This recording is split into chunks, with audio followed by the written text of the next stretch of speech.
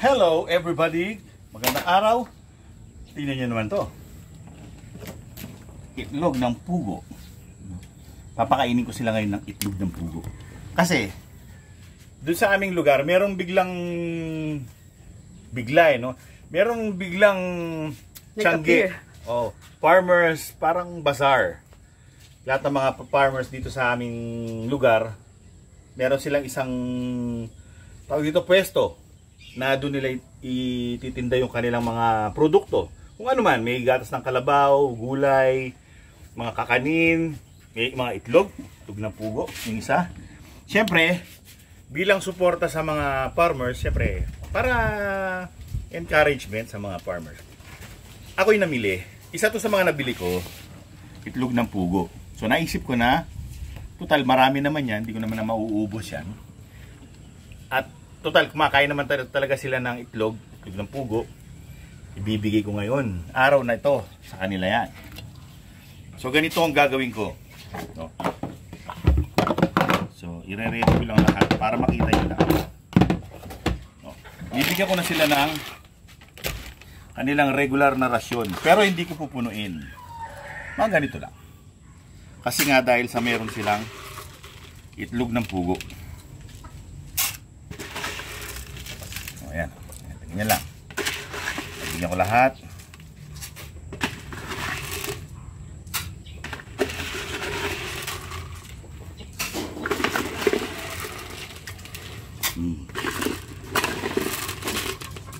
Nagmamadali na sila. Parang paubos na yun, ha? Malalim na ba? Hindi pa, meron pang sakto-sakto. Nagmamadali na sila. Ngayon, ibibigay ko yan, babalatan ko siyempre, di ba? Pero, ayan, babalatan ko yan. Para naman, pero this time, siyempre, hindi na kailangan na, pag may naiiwang mga small particles, kahit hindi mo natanggalin yun. Di ba? Kasi makakain naman nila yan. Isang buo? Isa? Oh. Bali, dalawang itlog ng pugo kada isang kainan. Okay. So, yung isa, babalatan ko. Ganito gagawin ko. Splitting. Siyempre, gugupitan natin yan. Para bite pieces, no? Yan. Siguradong gusto nila yan. Kasi sanay na silang kumain ng itlog. Talaga ba? Tapos, yung isa, hindi ko na yan babalatan. Kasi para yung shells, di ba? Nakakatulong yan, shells na yan eh. Na meron silang mga ano sa lalamunan. Sa balon-balunan. Grits. Yan. Isasama ko na yung isang itlog na may shell. Pero yung isa, nakabalat. Para hindi ganong dominant yung mga shells. Hindi sila magaspangan sa kinakain nila. So, ayan ang aking style ngayon, no? So, gagawin ko muna yung iba para fair and square. Madali lang balatan yung itlog na pugo. Oh. Diba? Para sila lahat.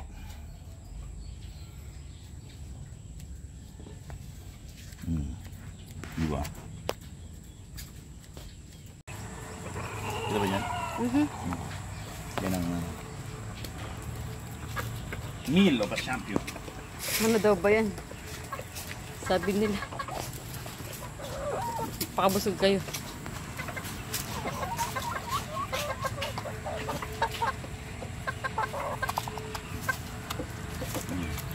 Parang si Bradley rin to eh. Walang masamang ano. Tinapay.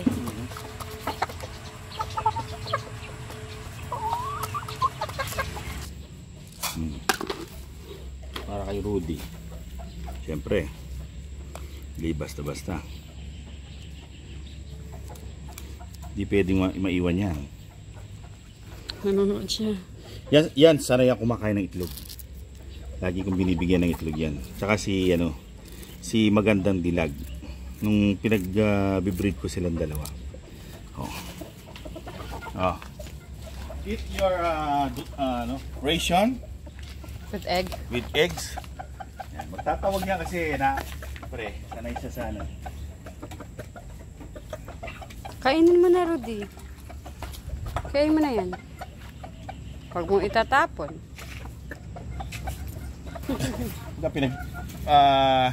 ini-enjoy talaga yan. Lady Blue. Ito, skandaloso to. Dito. Etong manok to, ayan, Mitra Blue. Bumalik na siya galing sa bundok. Napakagandang manok, hindi ba? Tignan niyo yung buntot. Parang umiilaw yung buntot niya. Di ba? Kagandang manok niyan. Napakagandang manok. Dati, mas maganda si Miss Universe dyan eh. Ngayong naglugo na talaga siya na pang-inahin. Ganda, di ba? Pag to nalaglag, madudumihan eh. Tapos ilalaglag lang pala nila. Oo, tapos kakainin. Katulad ni Rudy, ayun oh. Nilaglag niya lahat tapos uunti-unti niyang kainin. Kailangan nila yung shells, lalo na itong mga inahin. Para meron silang nakakabalik na kahit konting porsyento ng mga nailabas nilang mga shells din. Mga cautions. Dito ka na. Eat. Skandalosa yan. Siguro dahil sa lahi siyang native. Meron pagka native yan eh. Kasi mitra yan eh. Ganda niya no. Meron na yung anak.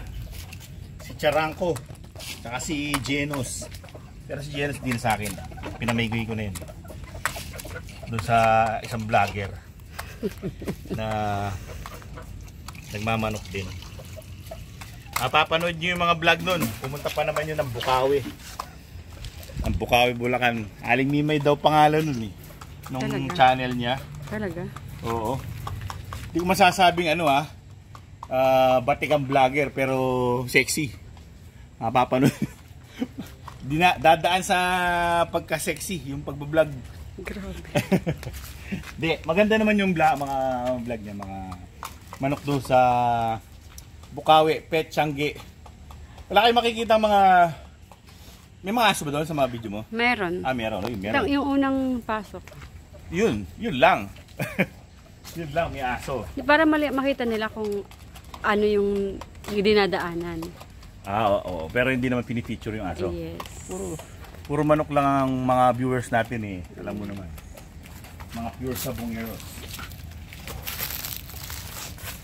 Tsaka mga mga kaibigan natin.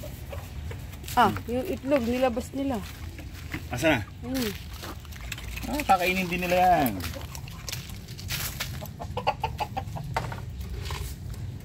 Sila na lang dalawa hindi kumakain. Ito yung itlog na lumabas. Tingnan mo. Yan o. Sino yan? Kayo yan. Miss Universe. Wala mo, uhaw na uhaw siya Miss Universe. Yan, matakaw yan. Pero nung unang dating natin dito, no? Matipid siya kumain. Pero pag naging inahin na kasi pag ng itlog na, tatakaw na yun sila. Kailangan nila. Kasi yung sustansya, binabalik nila eh. Ayan Beg 2. Siyempre, last but not the least, ang aming lola. Lola na yan. Lola lang mahilig sa plastic. Meron siyang plastic sa kainan. Ginawa ko lang konti. Para matagalan yung halipapot. Kunin ko yung plastic. Saka manuka. Hindi. Yan ang manuka. Yan nagmamadali na. Plastic ng lapit lang sa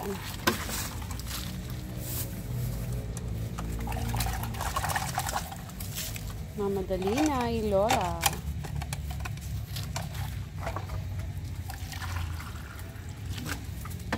Para magmadali. Ito na.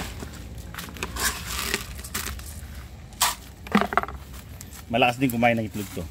Kasi ito mga veterana na sa pagkain ng itlog. Si Lady Blue ba malakas din kumain ng itlog? Tingnan ko. Sige. Ito muna. Para makita ng mga manonood natin kung sabay maghanang kumain or siya'y nagbabalat kayo. Yun, malakas nga. Tatapon. Masarap. Sige, si Lady Blue. Kung kamusta na yung mga... Ay, naubos din ni Otlum yung mga Laglag. Ay! Anong nangyari, Lady Blue? Ubus na? Wow! May ogseya. May ogseya. Yung puti sa gitna. Not. Ah, Not okay. lap-lap. Sige, okay lang yun. Bibigay natin kay Bradley yan. Pag di naubos. Well, mga kaibigan, punta naman tayo sa mga sisiw. Yung mga sisiw, bibigyan din yan. Eto, pero bibigay ko nakabalat na. Dahil kasi, wala mo ng shells. Gradually, bibigyan ng shells. Let's go. Eto, mga matatakaw to. Oh, kukunin ko muna yung kainan nyo para ibibigay ko sa inyo na meron na kaagad. Oh. Ay! Iba pa sila magulat eh. Dito, tingnan mo. Sige. Namimiss na nila ako na pakawalan ko. So, di ko sila napakawalan ngayon dahil sinamahan ko si Aling Mimay na pumunta sa Bukawi, Petsangge. Ito yung favorite ko. Like na to. Ay, hindi, yung pala. Yung kamukha eh.